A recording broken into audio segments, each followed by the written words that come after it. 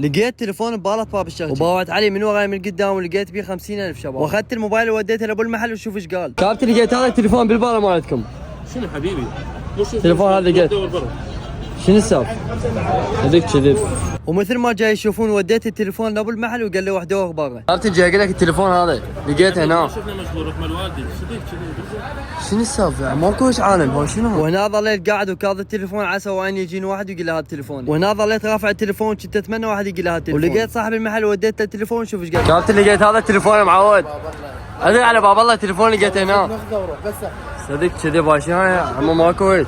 ومثل ما شفت ابو المحل قال لي اخذ التليفون وروح حبيبي، بس انا ما اخذت التليفون وظليت منتظر، وفجاه لقيت واحد يقلب بالغرض كل سريع شباب. باوعت عليه وقلت له كابتن ما اخصك تعال للمحل جو، وانا حسيت انه هذا التليفون مال هذا الولد لان كلش ملهوف الولد. ايش بيك حبيبي صار لك ساعه اشوفك تقلب؟ التليفون ضيعته هسه بالبالة وقاعد ادور عليه ما لقيته ابد. اتمنى واحد اللي قال اياه ما لقيته. بمحلنا هنا؟ اي هنا